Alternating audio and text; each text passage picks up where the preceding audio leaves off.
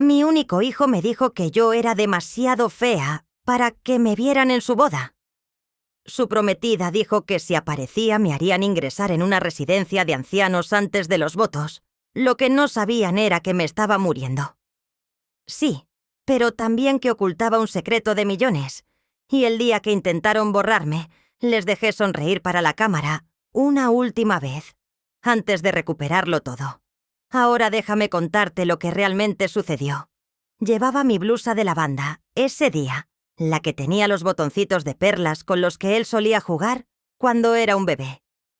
Incluso me puse mis pendientes. Las mismas perlas que me regaló para el Día de la Madre, cuando tenía 12 años. Me miré en el espejo, antes de que llegara, tratando de ver lo que él vería. Todo lo que vi fue a una anciana cansada con un pañuelo intentando no parecer un fantasma de sí misma. Pero sonreí de todos modos. Pensé que tal vez este sería uno de esos días de los que nos reiríamos más tarde. Tal vez, diría algo vergonzoso. Él pondría los ojos en blanco y Valeria sonreiría cortésmente. Tal vez me dejarían ayudar a doblar servilletas o probar el glaseado del pastel. Todavía era su madre. Pensé que eso significaba algo. Entró sin llamar, pura confianza y colonia. Mateo ni siquiera miró las galletas que había preparado o el té que había hecho con las hojas sueltas que solía suplicarme cuando era pequeño.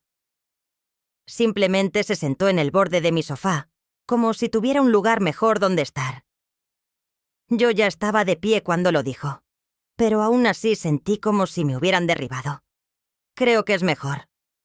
Si no vienes a la boda, lo dijo como si fuera un favor, como si tuviera que agradecerle por ahorrarme la molestia. Mi mano descansaba sobre la taza de té que no había tocado.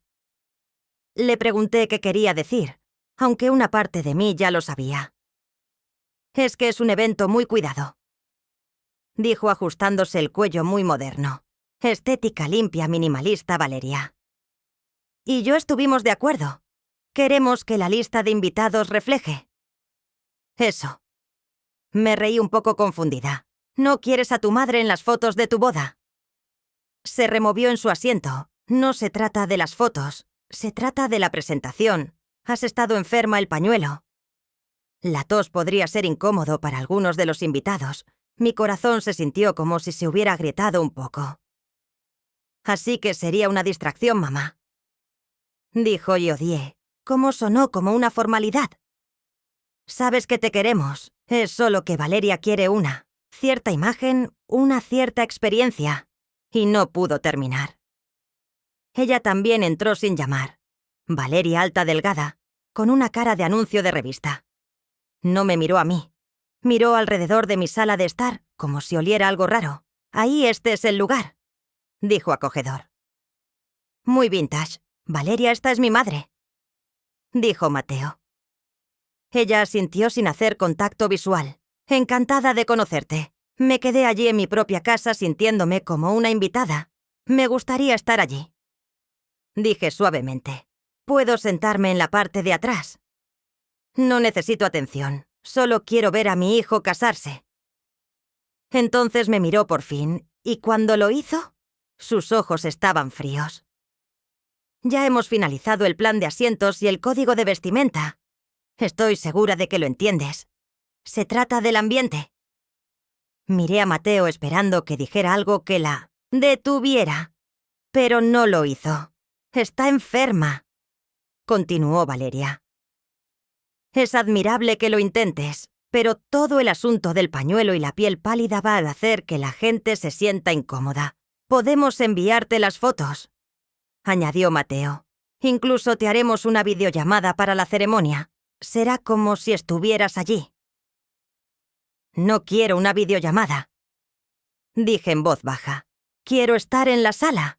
Valeria sonrió, pero no fue una sonrisa amable.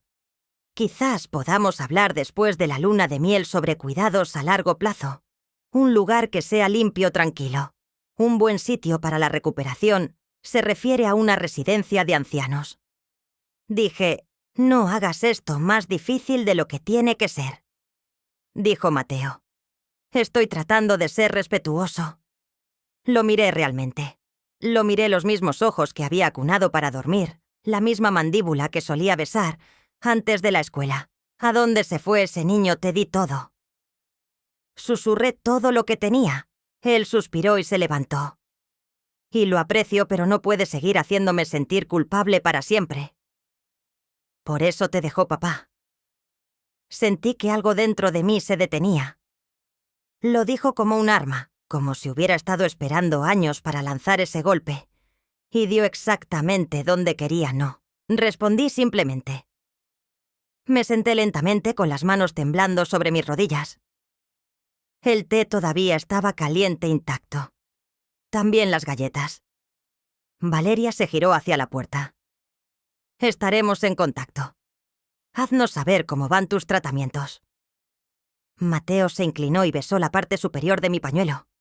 Se sintió como si alguien estuviera dando palmaditas a una lápida. Te queremos, mamá. De verdad que sí. Luego se fueron así de simple. No lloré, no grité. Me levanté. Caminé hacia la ventana y vi cómo su coche se alejaba. Luego. Le susurré a la habitación vacía. Gracias por mostrarme quiénes sois. Realmente. Alcancé el pañuelo en la base de mi cuello y lo apreté suavemente. Ya no cubría la vergüenza, me estaba manteniendo unida. Porque algo en mí había cambiado. Tenía algo que terminar ahora. Y él iba a aprender de una forma u otra lo que sucede cuando una madre que lo dio todo no tiene nada que perder. No ira, no amargura. Solo claridad. No lloré esa noche. No grité ni maldije, ni le rogué a Dios por respuestas. Simplemente me senté en silencio envuelta en la bata de franela descolorida que tengo desde que Mateo estaba en el instituto. Mis manos delgadas dobladas en mi regazo. Las luces de la sala de estar todavía estaban encendidas, pero la casa se sentía más oscura de alguna manera. Como si las sombras estuvieran escuchando mi respiración, era superficial. Áspera por la quimio, pero no me importaba. Solo miraba por la ventana la farola que parpadeaba sobre la calle. Tranquila recordando los días en que esa misma luz iluminaba mis escalones, mientras Mateo volvía a casa de la escuela con la mochila rebotando siempre, hambriento y siempre hablando. Ahora solo. Estoy yo. Y el peso de todo lo que dijo. Arruinarás las fotos. Harás que todos se sientan incómodos, por eso te dejó papá. Esa última dolió más. Sabía que Ricardo se fue porque era un cobarde. No por nada que yo hiciera. No quería ser padre. No quería tener 2 trabajos. No quería amar a una mujer que llevaba estrías y agotamiento como cicatrices de batalla. Nunca le dije la verdad a Mateo. Siempre pinté a su padre como cansado, no ausente, como roto, no cruel. Dejé que Mateo creyera que tal vez solo, tal vez Ricardo lo había mimado una vez. Era lo menos que podía hacer. Ahora Mateo se ha vuelto guapo, exitoso, frío y cruel igual que su padre. Me levanté lentamente de mi sillón reclinable con las articulaciones rígidas por el frío y la quimio, y me arrastré hacia el Itusudoscente. Pasillo, cada paso resonaba en la casa, como recordándome que no había nadie más allí. Mi habitación estaba ordenada. La cama hecha, la Biblia todavía abierta en la mesita de noche donde la había dejado esa mañana. Fui al armario y me arrodillé con dificultad frente al viejo archivador en la parte inferior, dentro escondido bajo años de declaraciones de impuestos y certificados de nacimiento. Había una carpeta etiquetada con tinta negra final. La saqué, la llevé a la cama y la abrí con cuidado. Dentro había páginas cuidadosamente recortadas. Mi testamento, mis pólizas de seguro de vida, las escrituras de 3 casas de alquiler, extractos bancarios con saldos que me sorprenderían. Incluso a mí nunca he vivido con lujos. Todavía uso cupones en el supermercado. Todavía me corto mis propias uñas de los pies. Todavía uso zapatos de iglesia de 1997. Pero tengo dinero. Construí una fortuna silenciosa. Céntimo a céntimo. A lo largo de los años recuerdo la primera propiedad que compré. Un dúplex en ruinas al otro lado de la calle. La vecina. Una viuda anciana falleció y la familia no quería. La carga. Acababa de recibir una pequeña herencia de mi tía y la usé para hacer una oferta. La alquilé, la arreglé poco a poco y de repente había dinero extra cada mes, así que compré otra, luego una tercera, luego una participación en el salón de belleza local. Cuando mi amiga de la iglesia, Clara, necesitó ayuda para empezar. Nadie lo sabía. Ni siquiera. Mateo iba a sorprenderlo. Ese había sido el plan. Imaginé el día en que falleciera el funeral tranquilo y respetuoso, y luego Isabel le entregaría a Mateo la carta dentro. Diría, siempre pensaste que no tenía nada, pero guardé esto para ti. Quería que supieras que creía en tu futuro, ese día nunca llegaría ahora. Cogí el testamento, miré la firma en la parte inferior. El Ara Vargas justo encima. El nombre de Mateo, mi único hijo, mi único beneficiario. Me acerqué a mi mesita de noche. Abrí el cajón y saqué mi abrecartas, uno dorado precioso, que Mateo me había regalado cuando todavía estaba en la universidad. Tenía mis iniciales grabadas en una pequeña cursiva. En la base lo usé para rasgar el testamento por la mitad. Luego en cuartos, luego en octavos. Me sentí más ligera después, como si el aire hubiera vuelto a la habitación a la mañana siguiente. Llamé a Isabel Roca, mi amiga más antigua de la iglesia. Y mi abogada, nos conocemos desde que teníamos 19 años, cuando cantábamos juntas en el coro, y creíamos que nuestras vidas serían más simples de lo que resultaron ser. Isabel, respondió al segundo timbre. El Ara dijo, con la voz todavía espesa por el sueño. ¿Estás bien? No dije, pero lo estaré. Puedes venir esta tarde. Necesito reescribir mi testamento. Hubo una pausa. Luego Isabel dijo, es por Mateo. Vino ayer. Me imaginé que vi el anuncio de la boda. Sin mencionarte. Me pidió que no fuera. Dijo que arruinaría la estética. Isabel no respondió, y Valeria añadí mi voz endureciéndose.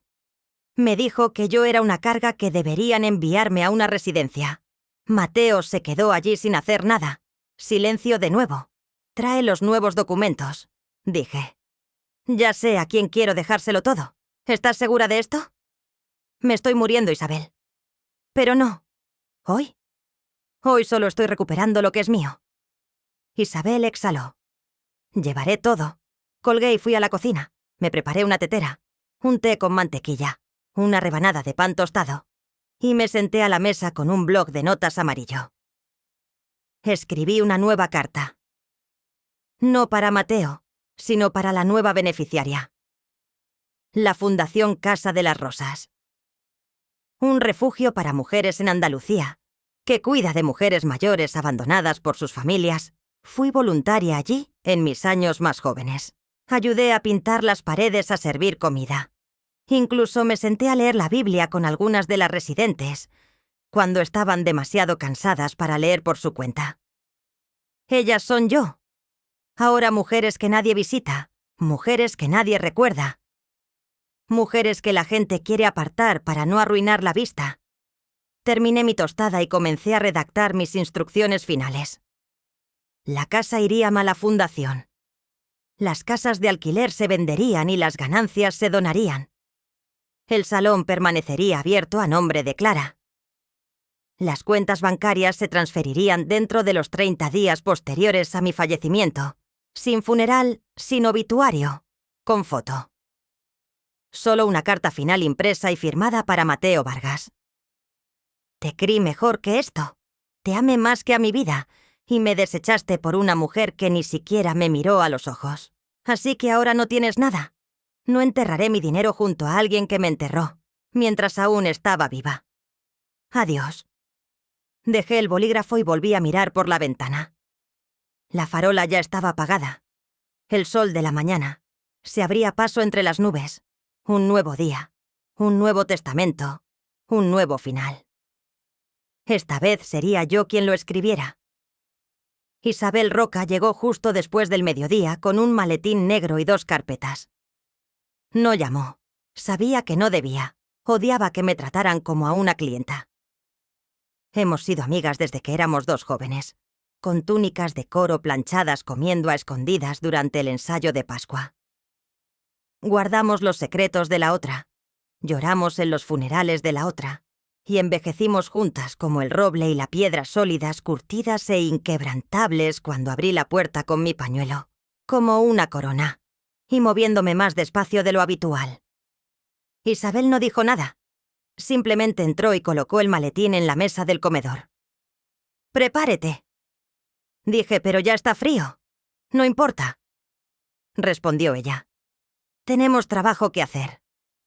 Me senté a la mesa y abrí el bloc de notas donde había comenzado a escribir las instrucciones. La noche anterior. Mi letra era temblorosa. En algunos lugares el bolígrafo se desviaba en momentos en que me fallaban las fuerzas. Pero el mensaje era claro. Deslicé el papel hacia Isabel, quien lo leyó con atención. Luego sacó un juego de documentos limpios. Comenzó un Nuevo Testamento desde cero y empezó a describir. La observé durante un largo momento antes de decir: «¿Alguna vez te conté por qué empecé a ahorrar dinero?» Isabel no levantó la vista. «Dijiste que querías asegurarte de que a Mateo nunca le faltara de nada». «Eso era parte de ello», dije. «Pero era más que eso». Vi a demasiadas mujeres morir, sin un céntimo, mujeres que trabajaron tan duro como yo. Mujeres que dieron sus vidas a maridos ingratos, a hijos, a trabajos que les pagaban una miseria. Me dije a mí misma que nunca terminaría así, «no lo harás», dijo Isabel garabateando algo al final de un formulario. «Vas a salir por la puerta grande». Sonreí. Iba a sorprenderlo dejarle todo, incluso las cartas. Tenía una escrita para cada cumpleaños, hasta que cumpliera 50, todas guardadas en una caja de zapatos. Isabel se detuvo un momento. «¿Qué vas a hacer con ellas ahora?»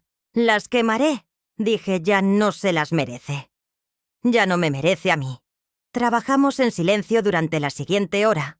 Proporcioné números de cuenta, direcciones de propiedades, el nombre de mi banquero en el Citizens Trust y el título del salón que compartía con Clara Fuentes. Incluso tenía un sobre con dinero en efectivo metido en mi cajón de costura. 10.000 euros en billetes de emergencia envueltos en gomas elásticas y etiquetados por si el mundo se acaba. Isabel listó cada activo, cada euro, cada posesión digna de mención en la parte superior del Nuevo Testamento. Dicté el nombre de la única beneficiaria: la Fundación Casa de las Rosas. Isabel levantó una ceja. «¿Segura de que quieres darles todo? Nunca me han pedido que oculte quién soy. No les importa mi aspecto. No tratan a las mujeres mayores como si fuéramos muebles que olvidaron mover». «¿No quieres dejarle nada?» «¿A Mateo?», preguntó Isabel suavemente. Miré la ventana. Las cortinas estaban corridas, pero la luz aún entraba a raudales. Le dejé mi vida entera. «Eso es suficiente». Isabel asintió y continuó. Cuando terminamos, mi mano temblaba por el esfuerzo de firmar. Isabel deslizó el testamento frente a mí y apreté el bolígrafo contra el papel. Mi firma no era tan elegante como solía ser, pero era mía. Y era final. También escribí una carta. Dije una vez que el último documento fue firmado para él, para explicarle por qué. «¿Quieres que se la dé todavía?» «No», dije. «Déjale tener su boda. Déjale sonreír en su smoking y presumir de su nueva esposa. Déjale pensar que ganó Isabel». Me miró. «Y entonces le das el sobre, justo delante de todos el hará». «¿De verdad quieres montar una escena?» «No estoy montando una escena. Estoy terminando una. Él la empezó el día que me dijo que era demasiado fea para que me vieran». Isabel asintió solemnemente. Nos sentamos juntas un rato más con los documentos legales guardados ordenadamente en el maletín, el sobre sellado y descansando sobre la mesa. Mi respiración era superficial. De nuevo. Mi piel estaba pálida, casi translúcida bajo las luces de la cocina. Pero había un fuego en mis ojos que no había estado allí en años. ¿Crees que estoy siendo cruel?, pregunté suavemente. Isabel extendió la mano sobre la mesa y colocó la suya sobre la mía. No creo que estás siendo honesta, y creo que tienes suerte de que no hicieras algo peor. Me reí entre dientes. No me tientes, ambas. Reímos un sonido que se sentía como los viejos tiempos, como las comidas de domingo y las túnicas del coro, como la alegría que todavía tenía un lugar en mis pulmones. Pero debajo había algo más pesado, algo permanente. La verdad de una mujer que lo había dado todo y ahora no tenía nada que perder. Mientras Isabel se levantaba para irse, le entregué el sobremila con el nombre de Mateo. «Guarda esto», dije, «y prométeme una cosa». «¿Qué es?» «No dejes que llore y te haga cambiar de opinión. Se lo entregas exactamente cuando te dije». «Isabel». Asintió. «Lo prometo», la acompañé a la puerta más despacio. Ahora con una mano en la pared para mantener el equilibrio. La vi alejarse en su coche y luego cerré la puerta con llave. La casa estaba silenciosa de nuevo. Demasiado silenciosa. Apagué las luces y volví a mi dormitorio, donde la caja de zapatos con las cartas de cumpleaños estaba debajo de mí. Cama las llevé a la cocina una por una, y luego metí cada carta en el cubo de la basura rompiéndolas por la mitad antes de que desaparecieran la de su 30 cumpleaños, la de su futuro aniversario de bodas, la que comenzaba con «Si alguna vez te sientes perdido, recuerda que siempre fuiste mi hijo». Antes que nada desaparecidas cuando terminé mis manos olían a ceniza y tinta. Pero mi corazón se sentía limpio. Fui al fregadero. Me lavé las manos lentamente y miré mi reflejo en la ventana. El pañuelo todavía estaba envuelto alrededor de mi cabeza. Mi piel estaba cansada. Mis huesos eran visibles bajo mi bata. Pero mis ojos esos estaban vivos. Aún no he terminado. Me dije a mí misma. Y cuando termine el mundo entero, sabrá mi nombre. La invitación llegó en un sobre grueso de color crema con letras doradas y un borde en relieve. La encontré en mi buzón 4 días antes de la boda metida entre un catálogo de cupones y una carta de mi oncólogo. Supe inmediato que no era de Mateo. El remitente era alguien completamente diferente. La prima Sofía de Argentina.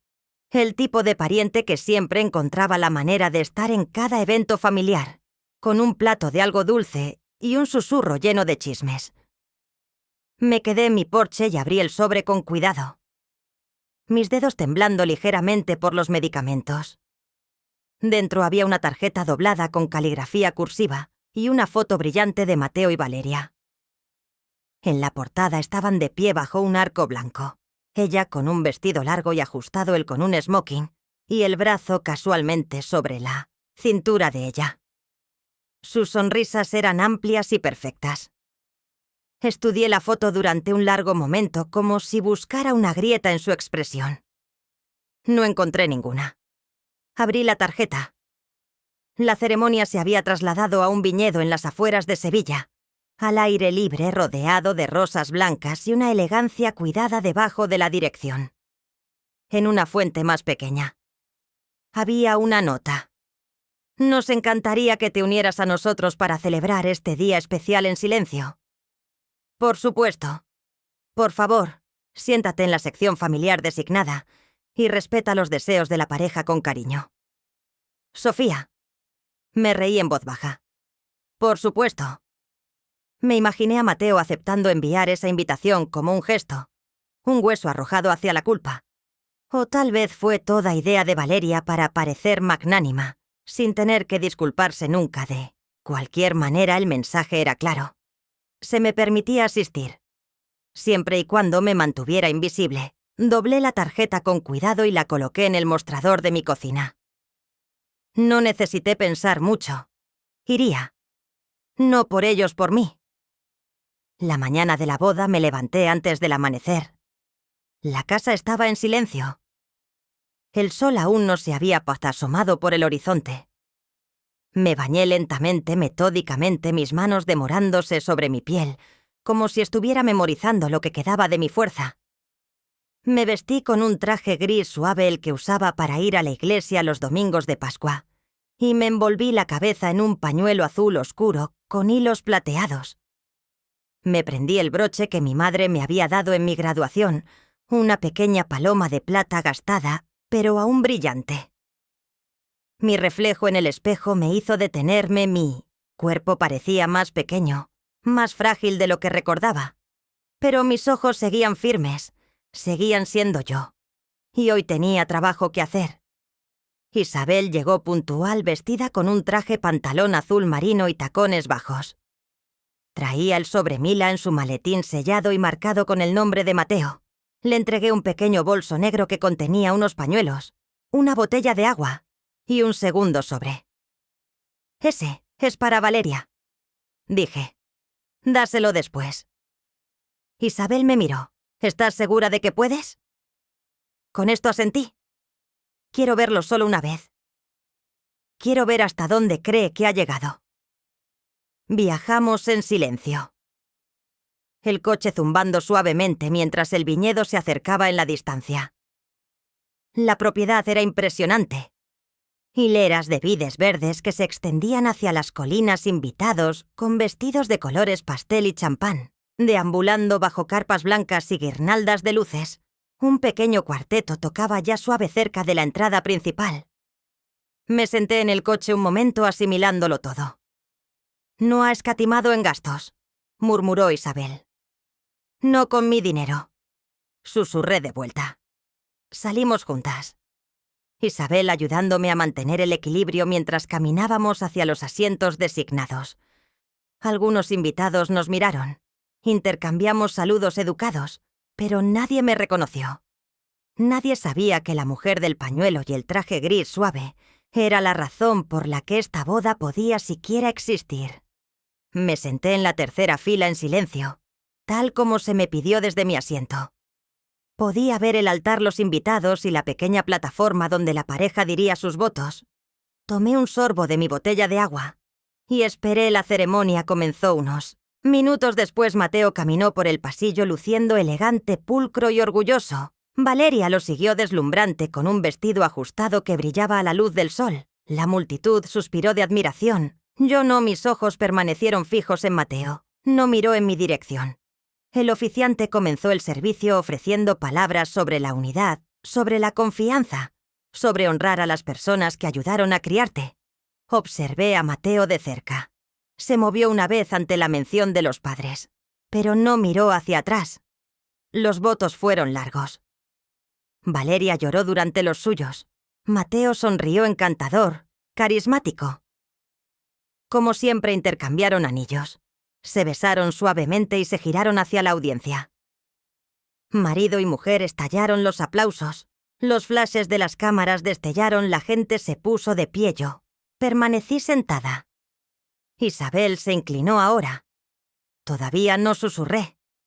La pareja se abrió paso por el pasillo de la mano, posando para las fotos, riendo con los amigos. Valeria besó la mejilla de Mateo y él la atrajo con un gesto florido. Me quedé quieta con las manos apoyadas en mi regazo. Mi respiración lenta y superficial. La carpa de la recepción se abrió. Los invitados comenzaron a caminar hacia ella. Me giré hacia Isabel y le di un solo asentimiento. Isabel se levantó. Sacó el sobre de su bolso y caminó directamente hacia la pareja mientras posaban frente al arco floral. Valeria la vio venir y frunció el ceño. Confundida, Mateo se giró, su sonrisa vacilando al reconocerla. «Felicidades», dijo Isabel con voz firme. «Esto es para ti, de tu madre». Le entregó el sobre a Mateo. Luego se giró y le dio el segundo a Valeria, antes de que ninguno de los dos pudiera hablar. Isabel se alejó volviendo a mi lado. «Hecho», dijo en voz baja. Me levanté lentamente agarrando el mango de mi bastón desde el otro lado del campo. Mateo abrió el sobre. Su expresión cambió casi de inmediato: confusión, luego incredulidad, luego pánico. Pasó las páginas que había dentro el Nuevo Testamento. La carta a la prueba de la donación levantó la vista. Nuestros ojos se encontraron a través del viñedo. No saludé. No sonreí. Me di la vuelta y caminé de regreso hacia el coche que sonriera para la cámara que tuviera este día, porque todo lo que viniera después me pertenecería a mí. Mateo se quedó helado, el sobremila temblando en sus manos a su alrededor. Los invitados seguían, aplaudiendo, riendo, brindando un fotógrafo. Ajustaba su lente para otra ronda de fotos, pero Mateo no se movía. Su rostro se había puesto pálido bajo su piel morena. Las venas de su palpitaban, sus labios estaban ligeramente entreabiertos, como si las palabras de la página le hubieran sacado el aire de los pulmones. Valeria miró por encima de su hombro impaciente. ¿Qué es? ¿Por qué está ella aquí? ¿Otra vez? ¿Qué es esto? Arrancó el segundo. Sobre que Isabel le había dado y lo abrió de un tirón dentro. Había una sola nota manuscrita escrita por mí en papel de marfil. Decía: Valeria. No voy a convertir esto en una cuestión de insultos. No reviviré el momento en que me miraste a los ojos y amenazaste con encerrarme como si fuera la basura de ayer. Pero te diré esto. Si te casas con Mateo por lo que crees que vas a conseguir, te sugiero que busques un nuevo vestido y una nueva vida. Ahora no tiene nada. Se lo ha ganado. El ara Vargas, la mandíbula de Valeria, cayó. ¿Qué demonios significa eso? Mateo no respondió. Pasó las páginas de los documentos legales que Isabel había adjuntado, páginas de texto pulcramente formateado, firmado y sellado, el testamento. Era claro cada activo que poseía, mis propiedades, mis cuentas, mis acciones en el salón de belleza. Había sido legado a la Fundación Casa de las Rosas. Nada para él, ni un céntimo, ni un fondo fiduciario, ni una casa. Ni siquiera las perlas que me regaló de niño la última página. Era una carta personal. Mateo, naciste del amor. Fuiste criado con sacrificio. Fregué suelos de hospital para que pudieras tener un futuro. Usé zapatos hasta que las suelas se despegaron. Dije no a cosas que necesitaba para que tú pudieras decir sí a todo lo que querías, y cuando enfermé, todavía quería dejarte todo. Aunque no habías llamado en semanas, aunque nunca fuiste conmigo a un tratamiento. Todavía quería que tuvieras los frutos de mi trabajo. Luego abriste la boca y me dijiste que era demasiado fea para que me vieran en tu boda. Y ahí fue cuando me di cuenta. No fracasé como madre. Tú fracasaste como hijo. Así que ahora no te dejo nada más que tu nombre. Espero que construyas algo con él. Adiós. Lo leyó una vez, luego otra, y cada vez sus manos temblaban más violentamente. La sonrisa que había llevado como una máscara pulida se partió en dos. Un murmullo se extendió entre los invitados. El pianista dejó de tocar a alguien. Preguntó qué pasaba. Valeria se volvió hacia él, el pánico creciendo en su voz. ¿Eso real? Dime que no es real. Mateo, esto es una broma, ¿verdad? Él la miró con el rostro ceniciento. No me dejó nada. Valeria lo miró como si acabara de decirle que estaba en bancarrota. Su boca se abrió, se cerró y se volvió a abrir. Lo regaló todo. Me dijiste que se estaba muriendo. Dijiste, se está muriendo. Espetó él exactamente. Siseó Valeria. ¿Y tú qué estabas esperando? El abrazo dejaste que se lo llevara todo, porque no pudiste fingir respeto durante 3 horas. Él no respondió. Los ojos de Valeria recorrieron el lugar. La gente estaba mirando, ahora demasiada gente. Los teléfonos estaban fuera. Los susurros se convertían en dedos acusadores. Dio un paso atrás, alejándose de él. No me caso con un hombre arruinado que ni siquiera puede controlar a su propia madre. Las palabras golpearon más fuerte que cualquier bofetada a Valeria. Por favor. Mateo intentó agarrar su mano. Esto no nos cambia todavía. Podemos. Ella apartó la mano de un tirón. Me has avergonzado. Dejaste que me humillara. Ni siquiera sabía que estaba sentada ahí. Gritó Valeria señalando hacia la tercera fila. Dejaste que viniera a la boda. Los invitados cayeron en un silencio total. La carpa de la recepción se quedó quieta. Mateo se giró lentamente hacia el lugar donde yo había estado sentada. Ya no estaba. Todo lo que quedaba era un pañuelo doblado en la silla azul con hilos plateados, colocado con delicadeza. Dejado a propósito. Valeria giró sobre sus talones y se marchó furiosa, el ramo olvidado en la hierba. Sus damas de honor corrieron tras ella con los tacones repiqueteando los susurros, arrastrándose como humo. Mateo se quedó solo frente al arco floral donde acababan de decir sus votos. El fotógrafo bajó silenciosamente su cámara. Uno de los invitados, un primo lejano que me conocía de hace tiempo, se adelantó y le puso una mano en el hombro a Mateo. «Hijo», dijo el hombre en voz baja, «esa mujer pasó por un infierno para criarte. Deberías haberla dejado sentarse en la primera fila». Mateo no podía hablar. Solo se quedó allí con el sobre en una mano, su boda desmoronándose en la otra. Isabel observaba desde la distancia. Yo ya había vuelto a casa sentada junto a mi ventana bebiendo té. No necesitaba verlo para saber qué había sucedido. No necesitaba oírlo para sentirlo. Había esperado este momento. Y llegó silencioso, preciso. Limpio. Miré la farola que se encendía al otro lado de la calle, y me susurré. Esto es por cada madre a la que le dijeron que no era suficiente. Y esta vez las lágrimas que resbalaron por mi mejilla no eran de tristeza. Eran de paz. Lo curioso de vencer al cáncer es que nadie espera que ganes en silencio. Esperan el discurso triunfal, la foto de superviviente, la sonrisa brillante con el médico en el pasillo. Pero cuando recibí la llamada de mi oncóloga cuando me dijo que el tratamiento había funcionado, que los escáneres estaban limpios, no lloré, ni siquiera sonreí. Solo miré por la ventana. Guardé la noticia dentro de mí como una nota que solo yo necesitaba leer. Y dije, bien porque ya había hecho las paces con la muerte, pero ahora tenía algo mejor. Paz en vida.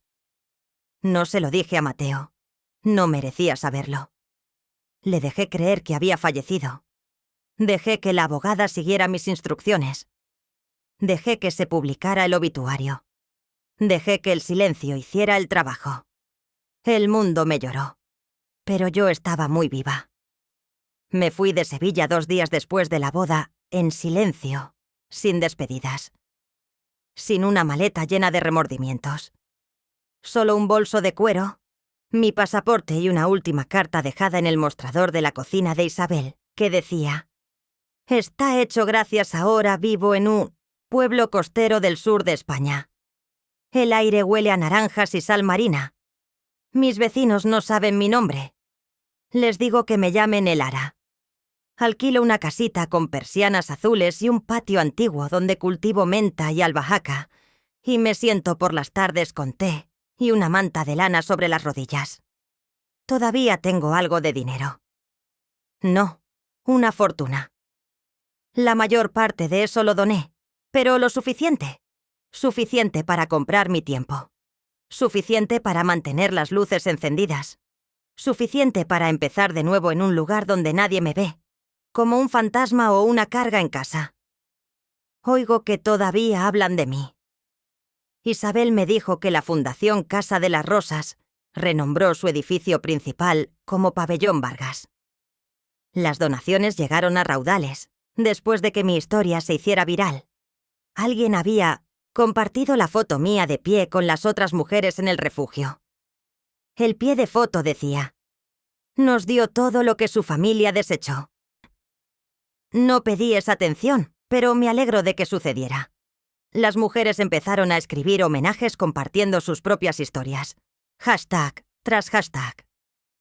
Florecieron como flores silvestres por internet, almohadilla. ¿Elara merecía algo mejor? Almohadilla. La abuela tuvo la última palabra. Almohadilla, dejadla sonreír una vez más. Pensaban que me había ido y les dejé creerlo, porque para Mateo perderme fue lo mejor que le pasó. Fue lo único que le enseñó algo. Intentó demandar por lo que oí. Intentó que Isabel abriera el testamento, pero era blindado hermético sin un resquicio de luz por ninguna parte. Ella le dio mi última carta, la que firmé con mano firme. Y un corazón limpio. Te amé. Y escupiste sobre ello, te di todo. Y pediste más. Te habría dado el mundo. Pero dijiste que era demasiado fea para estar en el así que ahora vivo en uno donde tú no existes. Adiós, mamá. Nunca pudo pedir perdón. Nunca tuvo un cierre. Y no lo lamento. Le di un escenario silencioso para que fuera cruel. Me senté quieta y dejé que le mostrara al mundo todo su corazón. Y cuando lo hizo, el mundo lo vio por lo que era podrido, ingrato, vacío. Yo no morí enfadada. Viví con propósito. Bebo té ahora mientras el sol pinta las piedras de dorado. Compro pan fresco por las mañanas, voy al mercado. Los martes la señora del puesto de flores sabe que me gustan los lirios blancos. Le digo a la gente que tuve un marido. Una vez. No les hablo del hijo. A veces pienso en ese pañuelo que dejé atrás azul, con hilos plateados doblado pulcramente en la silla de la tercera fila. Espero que alguien lo recogiera. Espero que alguien se preguntara por qué estaba colocado con tanta delicadeza. Que se pregunten, que escriban poemas sobre la mujer que desapareció. Que enseñen mi nombre en las salas de recaudación de fondos y en las subvenciones de fundaciones. Porque la verdad es que no estoy descansando en paz. Estoy viviendo en ella. Y Mateo, él tiene que vivir en silencio. Esa es la única herencia que le dejé.